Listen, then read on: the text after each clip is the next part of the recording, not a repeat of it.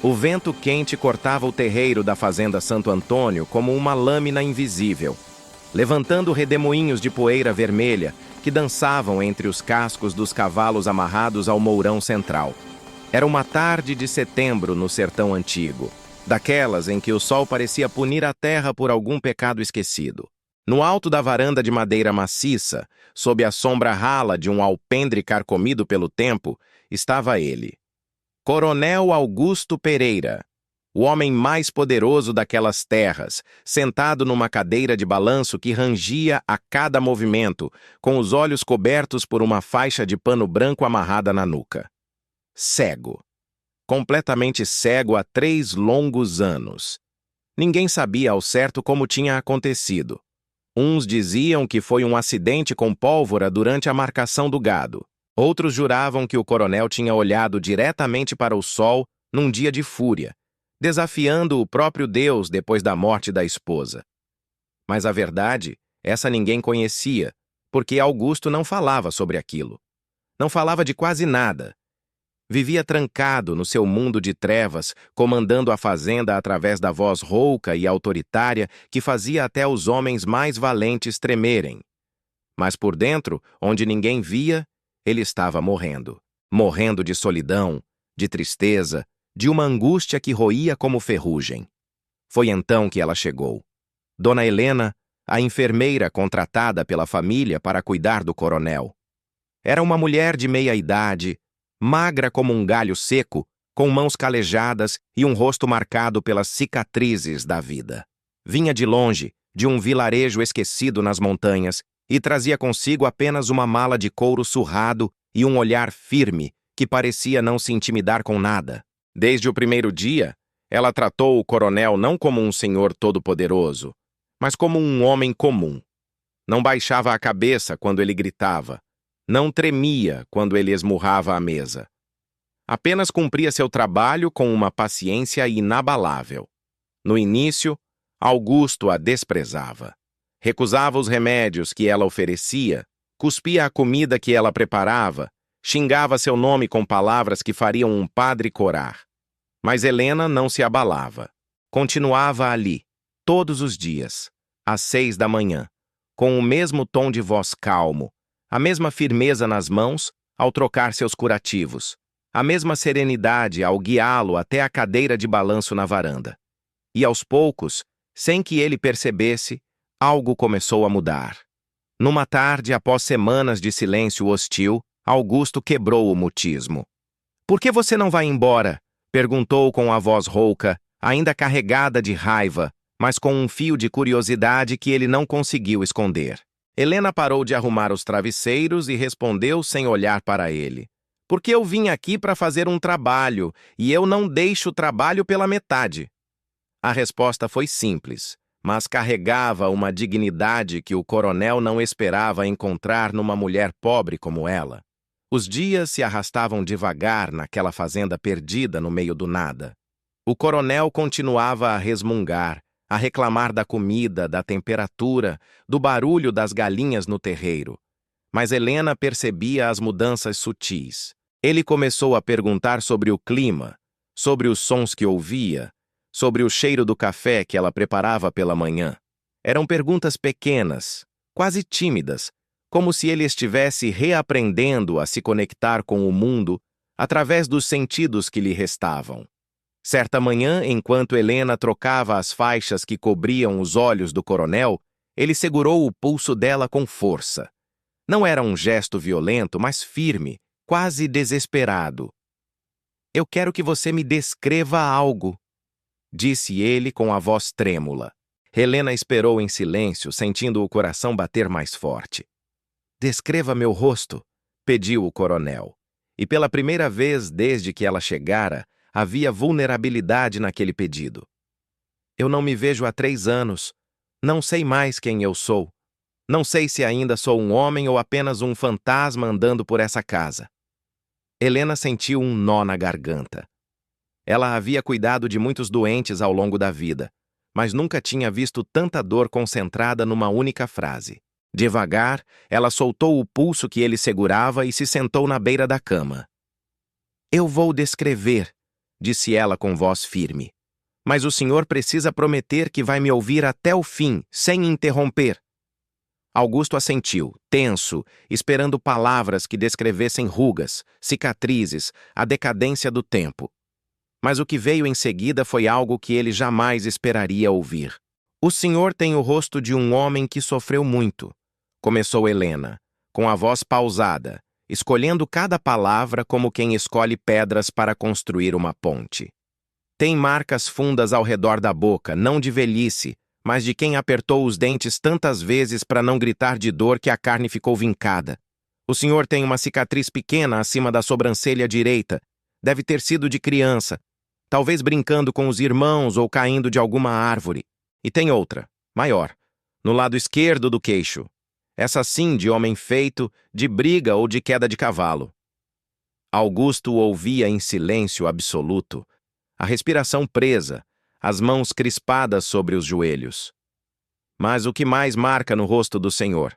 Continuou Helena. E agora sua voz tinha um tom diferente, mais suave, quase maternal. Não são as cicatrizes, é a tristeza. O senhor tem tristeza nos cantos dos olhos, mesmo cobertos. Tem tristeza na linha da testa. Tem tristeza até na forma como segura a cabeça, sempre um pouco inclinada, como se o peso do mundo tivesse dobrado o pescoço do senhor. E sabe o que mais eu vejo? Augusto não conseguiu responder. Apenas esperou. Eu vejo um homem que esqueceu como era ser amado. A frase caiu como um raio sobre o peito do coronel. Ele sentiu algo subir pela garganta, algo que não subia há anos, décadas talvez. Uma pressão insuportável atrás dos olhos cegos, uma queimação no nariz, um tremor nos lábios. E então aconteceu. Pela primeira vez desde a morte da esposa, pela primeira vez desde que perdera a visão, pela primeira vez em tanto tempo que ele nem se lembrava mais quando tinha sido a última vez, o coronel Augusto Pereira chorou. Foram lágrimas silenciosas no começo, escorrendo por baixo da faixa branca que cobria seus olhos, molhando o pano, descendo pelo rosto marcado até pingarem no chão de tábua corrida. Depois vieram os soluços, profundos, dolorosos, como se algo dentro dele tivesse finalmente se quebrado. Helena não disse nada, apenas colocou a mão no ombro dele, firme, presente, e deixou que ele chorasse. Naquele momento, algo mudou na fazenda Santo Antônio. Algo invisível, mas poderoso, porque pela primeira vez em 3 anos, o coronel tinha permitido que alguém visse não o homem poderoso, não o dono de terras, não o senhor temido, mas apenas Augusto. Um homem quebrado, sozinho, perdido na escuridão. E Helena, a enfermeira pobre que ninguém dava nada, tinha feito o que nenhum médico, nenhum parente, nenhum empregado tinha conseguido fazer. Ela tinha enxergado além das aparências. Tinha visto a alma. Mas se você acha que essa história termina aqui, está muito enganado. Porque o que Helena não sabia, o que ninguém naquela fazenda sabia, era que o passado do coronel escondia um segredo terrível. Um segredo que estava prestes a vir à tona e que mudaria tudo. E quando a verdade finalmente fosse revelada, nem mesmo as lágrimas seriam suficientes para lavar a dor que viria. Antes de continuarmos, se você acredita que todos nós carregamos feridas invisíveis e que às vezes tudo o que precisamos é de alguém que olhe pra gente de verdade, deixe seu sinal de apoio aqui. Porque essa história é sobre enxergar além do que os olhos podem ver. Augusto passou os dias seguintes em silêncio. Mas era um silêncio diferente. Não mais o silêncio da raiva, mas o silêncio de quem está digerindo algo profundo. Helena continuava seu trabalho, cuidando dele com a mesma dedicação, mas agora havia uma conexão entre eles. Ele começou a fazer mais perguntas. Queria saber sobre a vida dela, de onde vinha, por que tinha escolhido ser enfermeira? E pela primeira vez, Helena compartilhou sua história. Eu tive um filho, disse ela uma tarde, enquanto preparava o chá de ervas que ele tomava antes de dormir. Ele morreu ainda pequeno de febre, não tinha nem 5 anos. Depois disso, eu decidi que ia cuidar de quem precisasse, porque não consegui cuidar dele quando mais precisou de mim. Augusto sentiu o peito apertar. Me desculpe, murmurou, e pela primeira vez havia genuína compaixão na sua voz. Não precisa pedir desculpas pelo que a vida fez, respondeu Helena. A gente só pode pedir desculpas pelo que a gente faz. Aquela frase ficou ecoando na mente do coronel por dias, porque ele sabia, no fundo da alma, que tinha muito pelo que pedir desculpas. Muitas decisões cruéis, muitas ordens dadas sem piedade, muitas pessoas que ele tinha destruído ao longo da vida apenas porque podia. Foi então que uma carta chegou à fazenda. Trazida por um mensageiro sujo de poeira da estrada, a carta vinha de longe, do vilarejo de Santa Cruz, a 3 dias de cavalgada dali. O capataz Zé Antônio levou a correspondência até o coronel e leu em voz alta, como fazia com todas as cartas desde que o patrão perdera a visão. A carta era de uma mulher chamada Mariana. Coronel Augusto, dizia a carta, com letra trêmula, mas firme. O senhor não me conhece, mas eu conheço o senhor. Há 20 anos o senhor expulsou minha mãe da sua fazenda quando ela estava grávida de mim. Ela era cozinheira aqui, e o senhor a mandou embora porque a esposa não queria mulher solteira e grávida trabalhando na casa. Minha mãe morreu no parto porque não tinha dinheiro para pagar parteira. Eu fui criada por uma tia. Passei fome, passei frio, e cresci ouvindo a história de como o senhor destruiu minha família. Mas não estou escrevendo para cobrar nada. Estou escrevendo porque minha tia me disse, antes de morrer, que eu devia perdoar. E eu quero tentar. Então estou mandando essa carta para dizer que, apesar de tudo, eu escolho não te odiar. E espero que um dia o senhor consiga dormir em paz. O silêncio que se seguiu à leitura foi sepulcral. Zé Antônio olhou para o coronel, esperando uma explosão de raiva, um xingamento, uma ordem para rasgar a carta. Mas nada disso veio. Augusto apenas ficou parado, a cabeça baixa, as mãos tremendo sobre os braços da cadeira. Saia, disse ele com a voz rouca. Deixe-me sozinho. Zé Antônio obedeceu e o coronel ficou ali, sozinho na varanda, com o peso daquela revelação esmagando seu peito. Ele se lembrava vagamente da cozinheira grávida. Lembrava da ordem fria que tinha dado, sem pensar 2 vezes, sem se importar com o destino daquela mulher. Para ele, na época, era apenas uma questão prática. Mas agora, ouvindo as consequências, sentindo o peso da morte que ele tinha causado, Augusto sentiu algo que não sentia há muito tempo. Vergonha.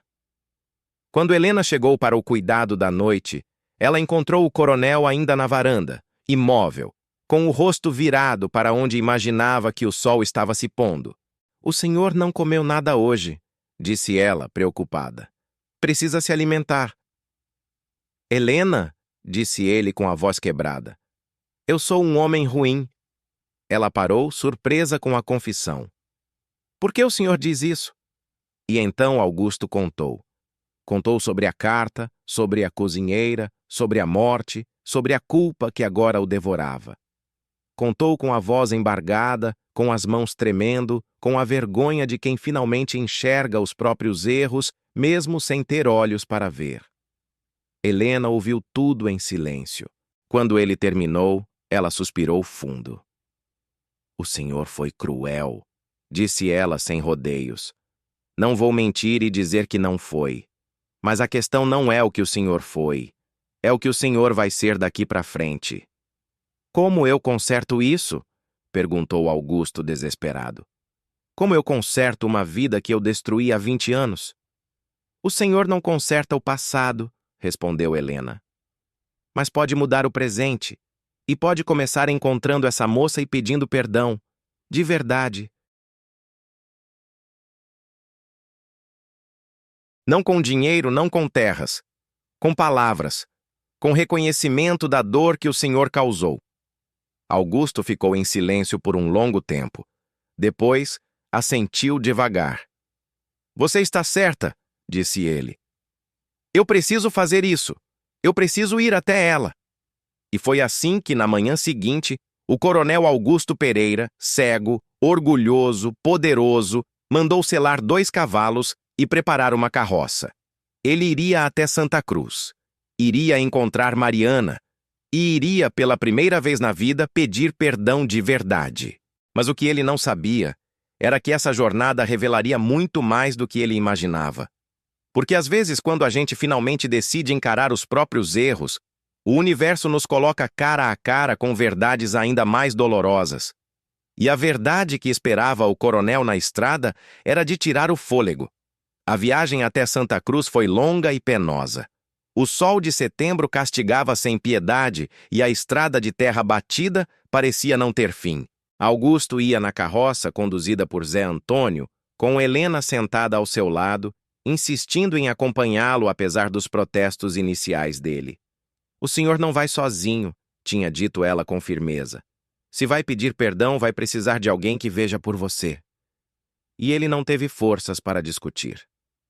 Durante o trajeto, Augusto ficou em silêncio a maior parte do tempo, perdido em pensamentos. Helena percebia a tensão no corpo dele, a forma como segurava a borda da carroça com força, como se estivesse se preparando para uma batalha.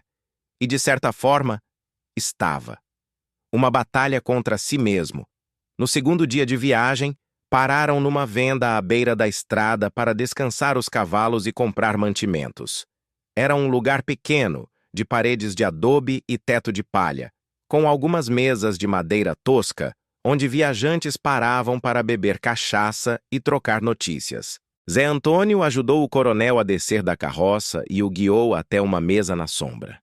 Enquanto esperavam a comida, um grupo de homens entrou na venda. Eram trabalhadores rurais, sujos da lida diária, com rostos queimados pelo sol e mãos calejadas. Um deles, um homem alto e magro com uma cicatriz cruzando o rosto, olhou para Augusto com curiosidade. "Esse aí não é o coronel Pereira?" perguntou para os companheiros, sem se preocupar em baixar a voz. "É sim", respondeu outro, cuspindo no chão. "O homem mais rico e mais miserável dessas terras. Dizem que ficou cego porque Deus quis ensinar humildade para quem só conhecia soberba." Augusto ouviu tudo, mas não reagiu. Apenas apertou os punhos sobre a mesa, sentindo a humilhação queimar mais forte que o sol lá fora. Helena colocou a mão sobre a dele, um gesto discreto, mas reconfortante. "Deixe eles falarem", sussurrou. "Palavras só machucam se a gente deixar." Mas as palavras daqueles homens tinham mexido com algo profundo em Augusto. Porque ele sabia que eram verdadeiras. Ele tinha sido soberbo, cruel, arrogante. E agora estava ali, cego e vulnerável, dependendo da bondade de uma enfermeira pobre para não se perder no caminho. Quando finalmente chegaram a Santa Cruz, já era fim de tarde do terceiro dia. O vilarejo era pequeno, poucas casas de taipa e adobe, uma igrejinha branca no centro da praça, galinhas ciscando na rua de terra. Zé Antônio perguntou pela casa de Mariana, e um menino os guiou até uma construção modesta na saída do povoado, com paredes de pau a pique e telhado de palha. Helena desceu da carroça primeiro e bateu na porta. Uma mulher jovem atendeu, devia ter uns 20 e poucos anos, magra, com o rosto cansado de quem trabalha duro para sobreviver. Era Mariana. "Boa tarde", disse Helena com educação. "Meu nome é Helena, sou enfermeira. E esse homem aqui?" Ela apontou para Augusto, que estava sendo ajudado por Zé Antônio a descer da carroça. "É o coronel Augusto Pereira.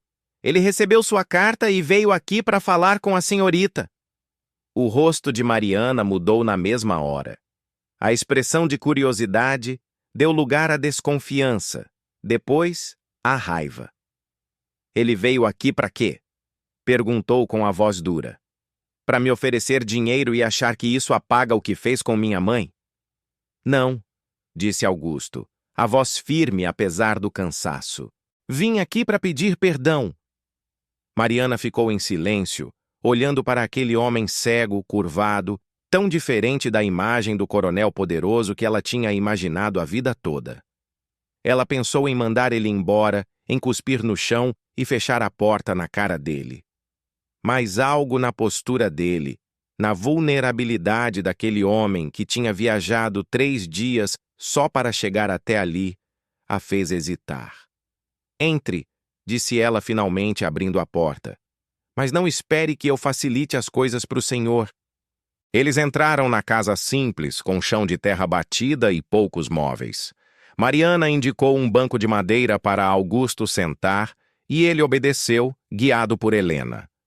Zé Antônio ficou do lado de fora, respeitando a privacidade do momento.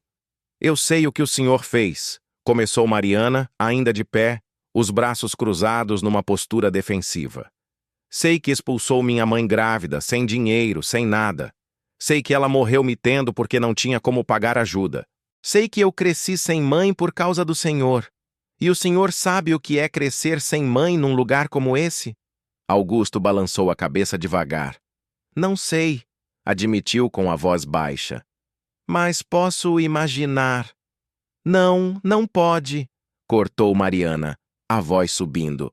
O senhor cresceu em fazenda, com comida farta, com gente para servir. Eu cresci catando resto, vestindo trapo, apanhando dos outros meninos porque era órfã. E sabe o que me dói mais? Não é nem o que eu passei. É saber que minha mãe morreu pensando que não valia nada, que não era nada. Porque foi isso que o senhor fez ela sentir quando expulsou ela grávida. As palavras de Mariana eram como chicotadas, e Augusto recebia cada uma delas sem reclamar. Porque ele sabia que merecia. Sabia que nada do que ele dissesse seria suficiente para apagar a dor que tinha causado. A senhorita tem razão, disse ele finalmente, a voz embargada. Eu fui cruel, fui desumano, e não tenho desculpa. Não vim aqui para me justificar. Vim aqui porque a senhorita teve coragem de me mandar aquela carta, de escolher o perdão mesmo quando tinha todo o direito de me odiar.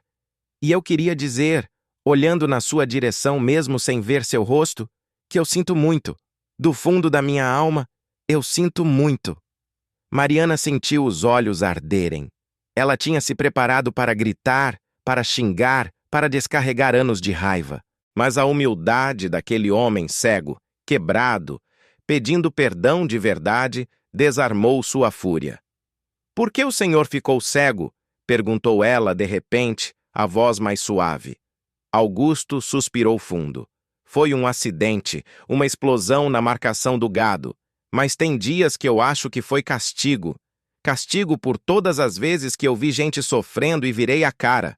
Por todas as vezes que eu tive olhos e não quis enxergar a dor dos outros. E agora? Perguntou Mariana. Agora que não pode mais ver, o senhor enxerga melhor? Augusto pensou na pergunta por um longo momento. Depois assentiu devagar. Sim, disse ele.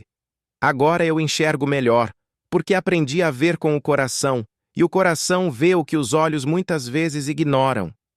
Mariana se sentou finalmente, o corpo pesado de cansaço emocional. Eu não sei se consigo perdoar o senhor completamente, disse ela com honestidade. Mas eu posso tentar, porque minha tia me ensinou que o perdão é mais pra gente do que pra quem a gente perdoa. E eu tô cansada de carregar raiva.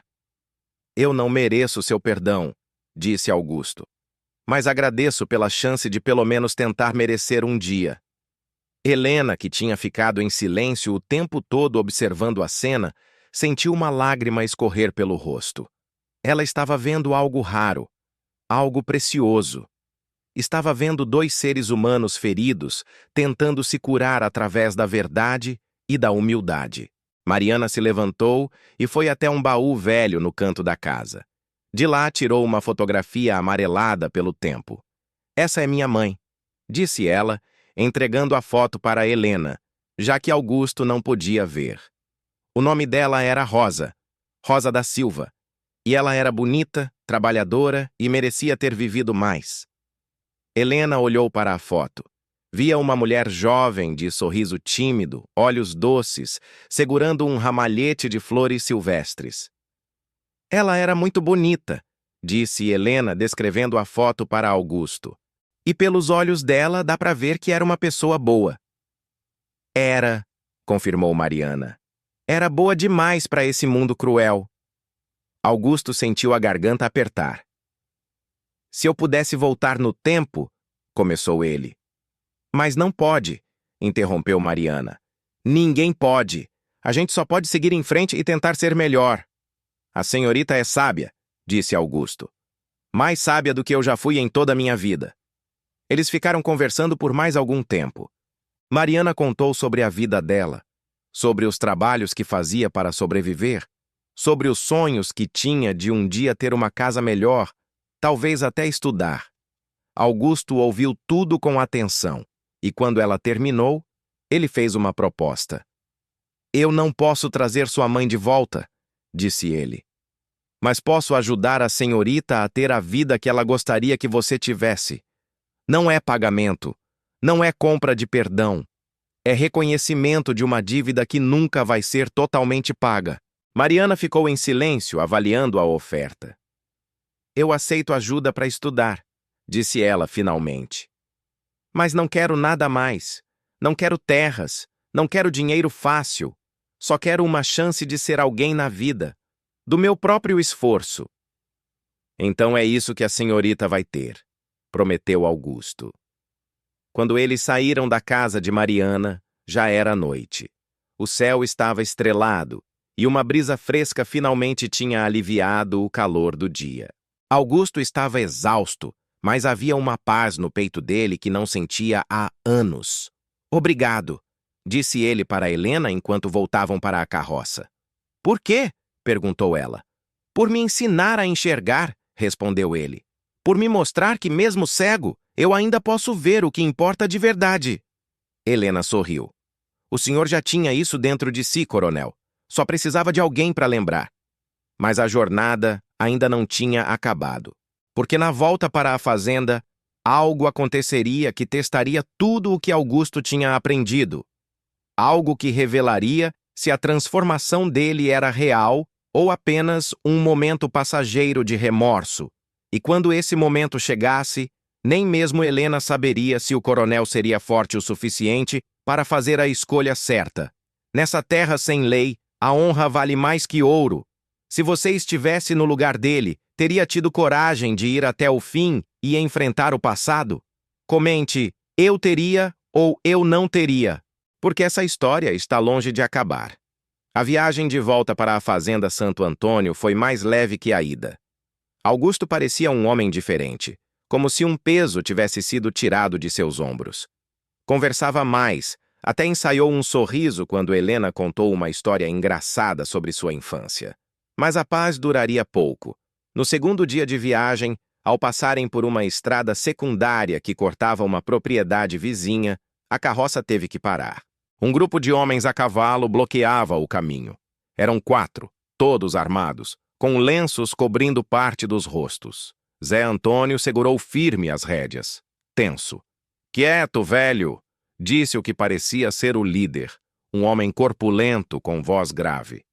A gente não quer problema. Só queremos o que é nosso. Vocês não têm nada aqui, respondeu Zé Antônio, a mão se movendo devagar para a arma que carregava na cintura. Não seja idiota, disse outro dos homens. A gente sabe quem tá nessa carroça. O coronel Pereira. O homem vale ouro. Augusto ouviu tudo, o corpo ficando tenso. O que vocês querem? Perguntou com a voz firme, apesar do medo que começava a crescer. Queremos justiça, disse o líder, descendo do cavalo e se aproximando. Há 10 anos o senhor expulsou meu pai das suas terras. Disse que ele tinha roubado gado, mas era mentira. Meu pai nunca roubou nada na vida, e o senhor não só expulsou ele, como ainda espalhou a história por toda a região. Ninguém mais quis contratar ele.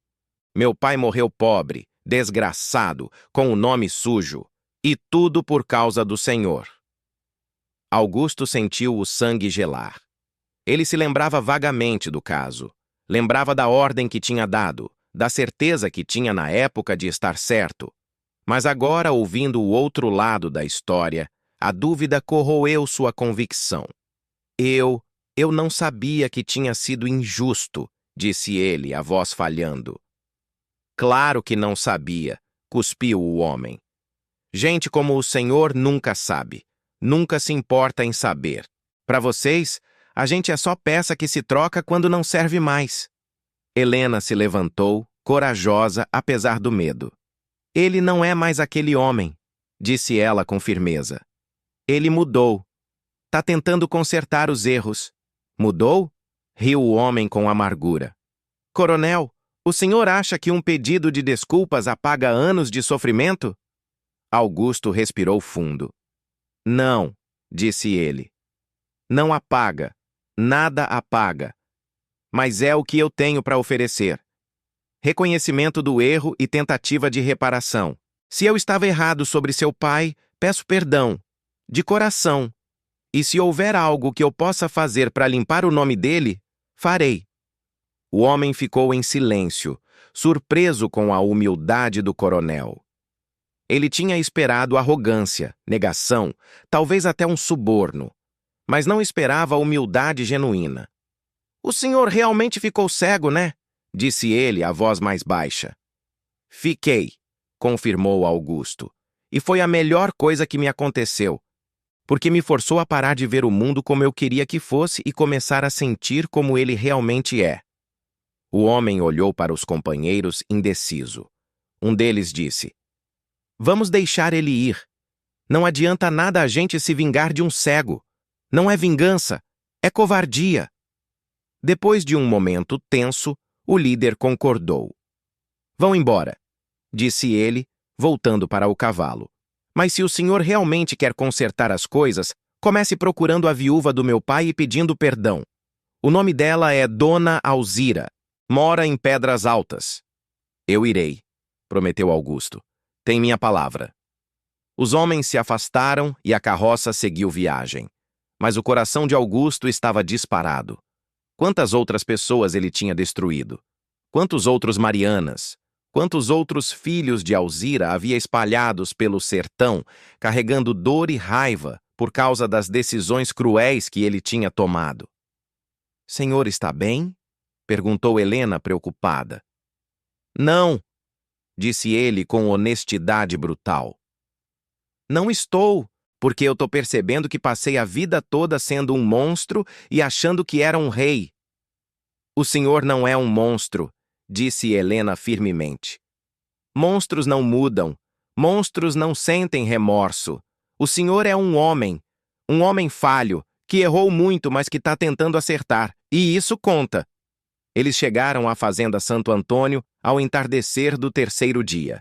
Mas a paz que Augusto esperava encontrar em casa não estava lá, porque uma notícia terrível o aguardava. Assim que a carroça parou no terreiro, a governanta Dona Benedita veio correndo, aflita. Coronel, graças a Deus o senhor voltou, exclamou ela. Tem uma moça aqui. Chegou ontem, tá muito doente. Diz que é filha do senhor. Augusto sentiu o mundo girar. Filha?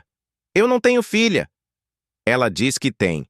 Diz que a mãe dela foi uma das empregadas daqui há muitos anos e que o senhor é pai dela, mas nunca quis reconhecer. O silêncio que se seguiu foi devastador. Helena olhou para Augusto, vendo o rosto dele ficar pálido. Onde ela está? Perguntou ele com a voz trêmula. No quarto de hóspedes, disse Dona Benedita. Mas está muito mal, coronel. Tem febre alta, tá delirando. Helena não esperou. Correu para dentro da casa, subiu as escadas, encontrou o quarto. E lá estava ela.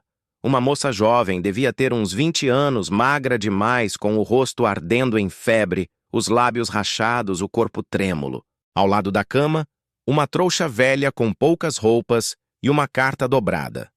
Helena pegou a carta e leu rapidamente.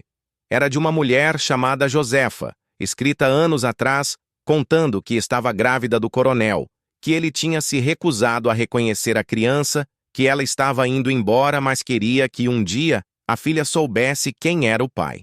Augusto entrou no quarto guiado por Zé Antônio. É verdade?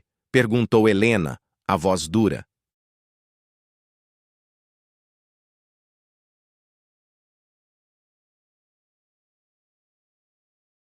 O senhor tem uma filha e abandonou? Augusto ficou parado na porta, a memória voltando como uma avalanche. Josefa. Sim, ele se lembrava dela. Uma empregada jovem, bonita. Eles tinham tido um caso breve, logo após a morte da esposa dele. Quando ela apareceu grávida, ele tinha negado. Tinha dito que não sabia se a criança era dele. Tinha dado dinheiro para ela ir embora e nunca mais voltar. Meu Deus, murmurou ele, a voz quebrada. O que eu fiz? Ele se aproximou da cama, guiado por Helena. Ela tá muito mal, disse a enfermeira. Precisa de médico urgente e de cuidados que vão além da medicina. Salve ela, pediu Augusto, a voz desesperada. Por favor, Helena, salve minha filha. Helena olhou para ele, vendo a dor genuína naquele rosto cego. Eu vou fazer tudo o que eu puder, prometeu. Mas o senhor também tem que fazer algo. Tem que ficar aqui, tem que falar com ela, tem que pedir perdão. Eu vou, disse Augusto. E então, pela segunda vez desde que Helena tinha chegado na fazenda, o coronel chorou. Mas dessa vez não eram lágrimas de alívio. Eram lágrimas de desespero. De um homem que finalmente estava enxergando a dimensão completa dos seus erros. E que tinha medo de que fosse tarde demais para consertar. Helena trabalhou a noite toda cuidando da moça, que se chamava Clara. Febre, desidratação, exaustão. Clara tinha viajado dias a pé para chegar até ali, sem dinheiro para a carroça ou cavalo, apenas com a determinação de conhecer o pai antes de morrer. Augusto ficou sentado numa cadeira ao lado da cama, a mão segurando a mão fria de Clara, rezando pela primeira vez em décadas. Não deixa ela morrer, sussurrava ele para Deus ou para quem estivesse ouvindo. Eu prometo que vou mudar de verdade. Prometo que vou ser o pai que ela merecia ter tido. Mas, por favor, não deixa ela morrer antes que eu possa pedir perdão. E então, nas primeiras horas da madrugada, Clara abriu os olhos. Ainda fraca, ainda febril, mas consciente. Ela olhou ao redor, confusa, até que seu olhar pousou no homem sentado ao seu lado, de olhos vendados, segurando sua mão. Você é meu pai? Perguntou ela com a voz rouca. Augusto sentiu o coração se partir. Sou, disse ele, a voz embargada. E eu sinto muito por tudo. Clara fechou os olhos, lágrimas escorrendo. Eu só queria conhecer você, disse ela. Só queria saber de onde eu vim. Você veio de mim, disse Augusto, apertando a mão dela. E eu fui um covarde por não ter te reconhecido. Mas se você me der uma chance, eu vou passar o resto da minha vida tentando compensar. E ali, naquele quarto iluminado apenas pela luz fraca de um lampião, o coronel Augusto Pereira finalmente entendeu o que Helena tinha visto nele desde o início. Ele viu que não era tarde demais para mudar. Não era tarde demais para amar. Não era tarde demais para ser humano. Mas o caminho da redenção ainda não tinha terminado, porque a verdadeira prova estava por vir. Os dias que se seguiram foram de transformação profunda na fazenda Santo Antônio. Clara se recuperou aos poucos, sob os cuidados incansáveis de Helena. E Augusto, pela primeira vez na vida, experimentou o que era ser pai de verdade. Ele passava horas ao lado da cama dela, conversando, ouvindo suas histórias, contando as dele. Cada palavra era uma ponte sendo construída sobre um abismo de anos perdidos. Clara contou sobre a infância difícil, sobre a mãe que tinha morrido quando ela tinha 15 anos, deixando-a sozinha no mundo. Contou sobre os trabalhos que fez, as humilhações que passou, os momentos em que pensou em desistir, mas sempre havia uma força dentro dela que a impulsionava. A necessidade de saber de onde vinha, de conhecer o pai, mesmo que fosse apenas uma vez. Eu tinha raiva de você, disse ela uma tarde, a voz ainda fraca, mas firme. Passei anos com raiva, mas quando minha mãe estava morrendo, ela me disse uma coisa que mudou tudo. Ela disse que a raiva só machuca quem carrega, e que eu devia tentar te conhecer, não para te perdoar, mas para me libertar. Augusto ouviu em silêncio, cada palavra sendo uma faca no coração, mas uma faca necessária, cirúrgica, que removia o que estava podre para permitir a cura. Sua mãe era uma mulher sábia, disse ele, e eu fui um tolo por não ter visto isso na época. Por que você não me reconheceu? Perguntou Clara, a pergunta que ela tinha guardado a vida toda. Foi porque você não acreditava que eu era sua? Ou porque você não queria uma filha bastarda? Augusto respirou fundo, sabendo que precisava ser completamente honesto. Foi por orgulho, admitiu. Por medo do que os outros iam pensar. Por egoísmo. Eu tinha acabado de perder minha esposa, estava com raiva do mundo, e quando sua mãe apareceu grávida, eu vi ela não como uma pessoa, mas como um problema. E eu resolvi esse problema da forma mais covarde possível, fingindo que ele não existia. E agora? Perguntou Clara. Agora você me vê como filha ou como mais um problema? Agora, disse Augusto, a voz embargada de emoção.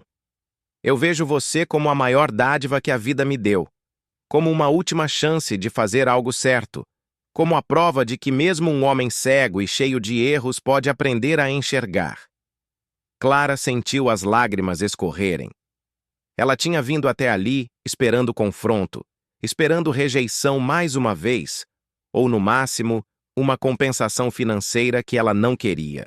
Mas o que encontrou foi algo muito mais valioso. Um pai arrependido, humano, vulnerável, disposto a mudar. Nas semanas que se seguiram, a notícia de que o coronel tinha reconhecido uma filha espalhou pela região como fogo em mato seco. Alguns criticaram, dizendo que ele estava ficando senil. Outros aplaudiram, vendo nisso uma redenção. Mas Augusto não se importava mais com as opiniões alheias. Pela primeira vez na vida, ele estava fazendo o que era certo, não o que era conveniente. Ele cumpriu suas promessas. Viajou até Pedras Altas para pedir perdão à viúva Alzira, a mulher cujo marido ele tinha destruído injustamente.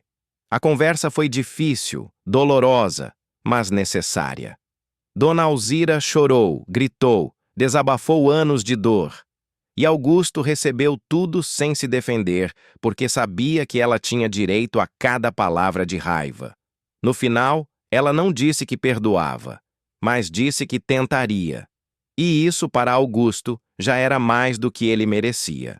Ele também estabeleceu um fundo para ajudar Mariana a estudar, não como caridade, mas como reconhecimento de uma dívida que nunca seria totalmente paga, e espalhou a palavra pela região de que sua fazenda estava aberta para contratar qualquer um que tivesse sido injustiçado por ele no passado, oferecendo não apenas emprego, mas respeito e salário justo.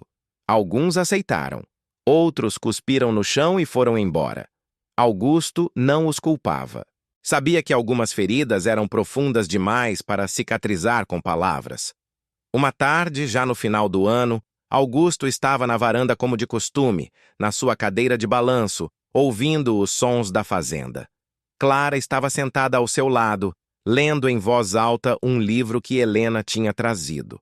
A paz que ele sentia era algo que ele nunca tinha experimentado antes, mesmo quando tinha olhos para ver. Pai, disse Clara, usando pela primeira vez aquela palavra com naturalidade. Posso te perguntar uma coisa? Claro, respondeu ele. Você se arrepende de ter ficado cego? Augusto pensou na pergunta por um longo momento. Não, disse ele finalmente. Porque se eu não tivesse ficado cego, eu nunca teria aprendido a enxergar, nunca teria conhecido Helena, nunca teria tido coragem de enfrentar meus erros, nunca teria te reconhecido como filha. A cegueira tirou meus olhos, mas abriu meu coração. E no fim, o coração vê muito mais longe. Clara sorriu, emocionada. Você mudou muito, disse ela. Não, corrigiu Augusto. Eu finalmente me tornei o homem que eu devia ter sido desde o começo. E tenho 2 mulheres para agradecer por isso. Você que me deu uma razão para mudar, e Helena que me ensinou como. Falando em Helena, ela apareceu na varanda naquele momento com uma bandeja de café fresco e biscoitos. Ela tinha decidido ficar, não mais como enfermeira contratada, mas como parte da família que estava se formando naquela fazenda. O senhor está conversando de mim? Perguntou ela com um sorriso. Só falando verdades, respondeu Augusto. Você salvou mais do que meu corpo, Helena. Você salvou minha alma. Helena colocou a bandeja na mesa e se sentou. A alma do senhor já estava aqui, coronel. Só estava enterrada embaixo de anos de dor e orgulho. Eu só ajudei a desenterrar. Mesmo assim, insistiu Augusto, sem você eu teria morrido sozinho, amargo, odiado. Você me deu uma chance de ser lembrado como algo além de um tirano. Os três ficaram ali, em silêncio confortável, ouvindo o vento soprar entre as árvores, o canto dos pássaros, o murmúrio distante dos trabalhadores no campo. Era um momento simples, comum até. Mas para Augusto, era tudo. Era o que ele tinha buscado a vida inteira, sem saber que era isso que procurava. Meses depois, a Fazenda Santo Antônio tinha uma reputação completamente diferente. Não era mais vista como o lugar do Coronel Cruel, mas como um lugar de segunda chances. Pessoas que tinham sido expulsas de outras fazendas encontravam trabalho ali. Famílias pobres recebiam ajuda para se estabelecer. E Augusto, o homem cego que todos tinham dado como acabado, se tornou um exemplo de que nunca é tarde para mudar. Numa manhã de primavera, Clara e Helena estavam no jardim plantando flores quando um mensageiro chegou com uma carta. Era de Mariana, de Santa Cruz. Ela escrevia contando que tinha conseguido uma vaga numa escola de professoras na capital, graças ao apoio financeiro que Augusto tinha oferecido. E que, mesmo ainda carregando a dor da perda da mãe, ela estava aprendendo a perdoar, porque tinha percebido que o perdão não era para o coronel, era para ela mesma. Clara levou a carta para o pai ler, mas como ele não podia, ela leu em voz alta. Quando terminou, Augusto estava sorrindo. Um sorriso pequeno, mas genuíno. Ela vai ser uma professora maravilhosa, disse ele, porque ela aprendeu a lição mais importante de todas, que a gente não precisa deixar o passado definir o futuro. É verdade, concordou Clara. E você me ensinou isso, pai. Você me mostrou que mesmo depois de errar muito, ainda dá tempo de acertar.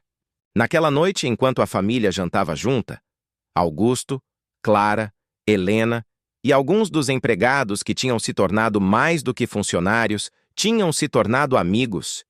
Augusto pediu silêncio. Eu quero dizer uma coisa, anunciou ele, a voz firme mas carregada de emoção. Todos pararam de comer e olharam para ele esperando. Quando eu perdi a visão, há 3 anos eu achei que minha vida tinha acabado. Achei que Deus tinha me castigado, me tirado o que eu tinha de mais valioso. Passei meses, anos até, mergulhado na amargura, tratando todo mundo ao meu redor como inimigos. Mas eu estava errado. A cegueira não foi castigo. Foi presente, porque me forçou a parar, a ouvir, a sentir. Me forçou a enxergar o que eu tinha ignorado a vida inteira. Ele fez uma pausa, a emoção quase o engasgando. Clara segurou a mão dele por baixo da mesa, dando força. Eu destruí muitas vidas, continuou Augusto. E não tem volta. Não tem como eu desfazer a dor que causei. Mas aprendi que mesmo não podendo mudar o passado, eu posso mudar o presente. E mais importante, aprendi que família não é só sangue. É quem fica quando a gente está no fundo do poço. É quem te enxerga quando você mesmo não consegue mais se ver. Ele virou o rosto na direção de Helena. Você me ensinou isso. Me ensinou que todos nós somos mais do que nossos piores erros. E sou grato, do fundo do coração, por você não ter desistido de mim quando eu merecia que desistissem. Helena limpou uma lágrima que escapou. Eu nunca desisto de ninguém, coronel, porque alguém não desistiu de mim quando eu perdi meu filho e achei que não tinha mais razão para viver. E essa pessoa me disse, a gente vive para cuidar de quem ainda está aqui. E foi isso que eu fiz com o senhor. E você, disse Augusto, agora virando para Clara, você é a prova de que milagres existem. Você tinha todo o direito de me odiar, de cuspir na minha cara, de me deixar morrer sozinho, mas escolheu me dar uma chance. E isso me salvou. Literalmente me salvou. Clara não conseguiu segurar as lágrimas. Eu só queria um pai, disse ela com a voz embargada. E encontrei mais do que isso. Encontrei um homem de verdade, imperfeito, machucado, mas real. E isso vale mais do que qualquer riqueza. Zé Antônio, que estava sentado na ponta da mesa, limpou a garganta. Se me permite, patrão, disse ele, usando pela primeira vez aquele título com carinho em vez de medo, o senhor não é mais o mesmo homem que eu conheci há 20 anos. E isso é bom, porque aquele homem nunca seria capaz de sentar nessa mesa com a gente e falar de coração aberto. Augusto assentiu. Você tem razão, Zé. E eu peço desculpas por todos os anos que tratei você e os outros apenas como ferramentas. Vocês são pessoas, merecem respeito, dignidade e, mais do que isso, merecem ser vistos. O jantar continuou, agora mais leve, com conversas e até risadas. Era uma cena impensável 3 meses atrás. Mas ali estava ela, acontecendo. Uma família improvável, formada não por sangue ou conveniência, mas por escolha, por perdão, por amor. Semanas depois, na festa de Natal que a fazenda organizou para todos os trabalhadores e suas famílias, algo inesperado aconteceu. Mariana apareceu, de surpresa, vindo de Santa Cruz especialmente para agradecer pessoalmente. Ela tinha trazido consigo a primeira redação que escrevera na escola de professoras e queria que Augusto ouvisse. Clara leu em voz alta. O perdão não é esquecer. É lembrar sem deixar que a dor te paralise. É escolher seguir em frente mesmo carregando cicatrizes. Minha mãe morreu por causa de uma injustiça, mas eu aprendi que se eu deixar a raiva definir minha vida, essa injustiça continua me matando também. Então eu escolho o perdão, não porque quem me machucou merece, mas porque eu mereço paz. Quando Clara terminou de ler, o silêncio na sala era absoluto. Depois, espontaneamente, todos começaram a aplaudir. Mariana corou, emocionada, e Augusto se levantou, pedindo que alguém o guiasse até ela. Obrigado, disse ele quando ficou de frente para a jovem. Obrigado por me ensinar que algumas pessoas conseguem ser maiores que a dor que carregam. Você vai ser uma professora extraordinária. Porque vai ensinar mais do que matemática ou português. Vai ensinar humanidade. Mariana abraçou o coronel. Foi um abraço breve, ainda cauteloso, mas genuíno. E naquele momento, mais um pedaço da armadura de dor que ambos carregavam se despedaçou. À noite, quando a festa terminou e todos foram embora, Augusto estava novamente na sua cadeira de balanço na varanda. Clara e Helena se juntaram a ele, como se tornou costume. Sabe o que eu percebi? Disse Augusto de repente. Quando eu tinha olhos, eu vivia olhando para longe, para o horizonte, para as cercas da fazenda, para os limites da propriedade, sempre pensando em expandir, em ter mais. Mas agora que não posso mais ver longe, eu aprendi a enxergar perto. E percebi que tudo o que eu realmente precisava sempre esteve perto. Só que eu nunca tinha olhado. E o que o senhor vê agora? Perguntou Helena. Vejo vocês duas, respondeu ele simplesmente. Vejo os trabalhadores que sorriem de verdade, não por medo. Vejo a terra que não precisa mais de sangue e suor forçado para prosperar. Vejo um futuro que, pela primeira vez, vale a pena viver. Clara apoiou a cabeça no ombro do pai. Eu te amo, pai, disse ela, as palavras saindo naturalmente, sem esforço. Augusto sentiu o peito apertar, mas era uma dor boa. Uma dor de cura, não de ferida. Eu também te amo, filha, respondeu ele. E então, pela terceira vez, desde que Helena chegara à fazenda, o coronel Augusto Pereira chorou.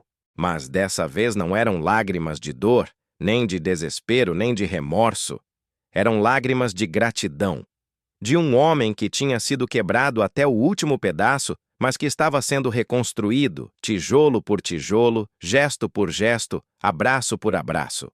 2 anos se passaram. A Fazenda Santo Antônio se tornou conhecida não apenas como próspera, mas como justa. Trabalhadores de outras regiões pediam para ser contratados ali, não pelo salário, mas pela dignidade do tratamento. Clara se tornou administradora das contas da fazenda aplicando princípios de justiça que ela tinha aprendido com a própria dor. Mariana se formou professora e abriu uma escola no povoado vizinho, onde ensinava gratuitamente os filhos dos trabalhadores rurais. Helena continuou na fazenda, não mais como enfermeira, mas como parte indissociável daquela família estranha e maravilhosa que tinha se formado. E Augusto, o homem cego que todos tinham dado como acabado, vivia seus dias em paz, sabendo que tinha feito o máximo possível para reparar os erros do passado.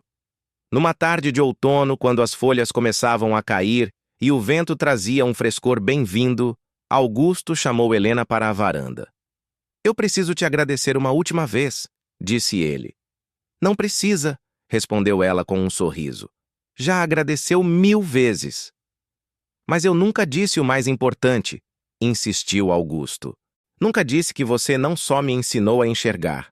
Você me ensinou a chorar. E chorar, eu descobri, é a coisa mais humana que a gente pode fazer, porque só chora quem sente.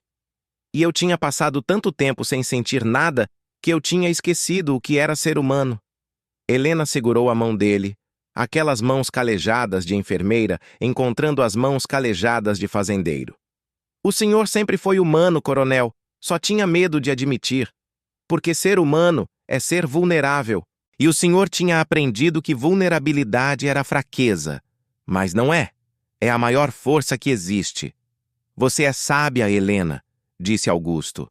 "Mais sábia do que qualquer livro que eu já li quando tinha olhos." "Não sou sábia", corrigiu ela. "Só sou alguém que já sofreu o suficiente para saber que o sofrimento pode nos destruir ou nos transformar. E a escolha é nossa." Eles ficaram ali em silêncio, ouvindo os sons da fazenda em plena atividade. O mugir do gado, o riso das crianças dos trabalhadores brincando no terreiro, o tinir de ferramentas. Era o som da vida. Da vida de verdade, não da existência vazia que Augusto tinha vivido por tantos anos.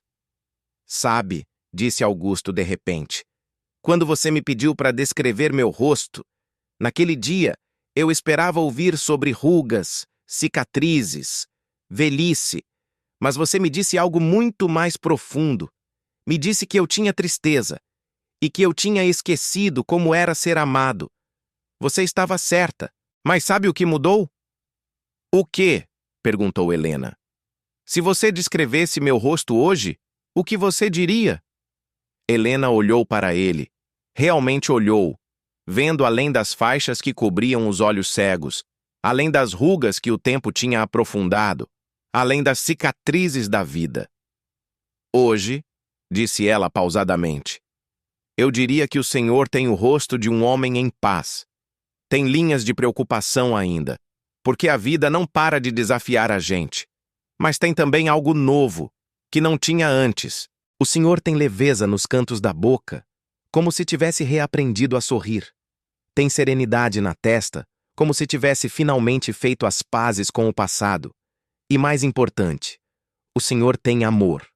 Amor nos gestos, amor na voz, amor na forma como chama a Clara de filha, na forma como trata os trabalhadores, na forma como encara cada novo dia." Augusto sentiu as lágrimas virem novamente, mas dessa vez deixou que escorressem livremente, sem vergonha, sem tentar esconder. "Obrigado", sussurrou ele. "Obrigado por me ensinar a enxergar com o coração, porque no fim foi isso que me salvou. Não foi recuperar a visão, foi aprender a ver de verdade." Anos depois, quando o coronel Augusto Pereira finalmente faleceu, em paz, cercado por Clara e Helena, toda a região compareceu ao enterro. Não por obrigação, não por medo, mas por respeito, por gratidão, porque ele tinha provado que mesmo o pior dos homens pode se tornar o melhor, se tiver coragem de enfrentar seus demônios. Clara ergueu uma placa na entrada da fazenda com as palavras que definiram a transformação do pai. "Aqui viveu um homem que aprendeu a enxergar quando perdeu os olhos. Que a história dele nos lembre que nunca é tarde para mudar." E Helena, já idosa, mas ainda forte, continuou cuidando de quem precisava, levando consigo a lição que tinha aprendido. que às vezes descrever o rosto de alguém não é falar sobre rugas ou cicatrizes. É falar sobre a alma. É falar sobre a humanidade que mora por trás da máscara que todos usamos. E que chorar, ao contrário do que muitos pensam, não é sinal de fraqueza. É sinal de que ainda somos humanos. É sinal de que ainda podemos sentir. É sinal de que ainda há esperança. Histórias como essa nos lembram que a vida dá voltas, como um moinho de vento no sertão. Que a gente pode passar anos vendo sem enxergar, e que às vezes é preciso perder a visão para finalmente ver o que importa. Se você faz parte da nossa família de contos e essa história tocou seu coração, deixe seu apoio e me conte nos comentários.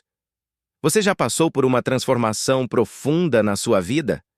Já teve alguém que te ensinou a enxergar de verdade? Sua história pode inspirar o próximo vídeo.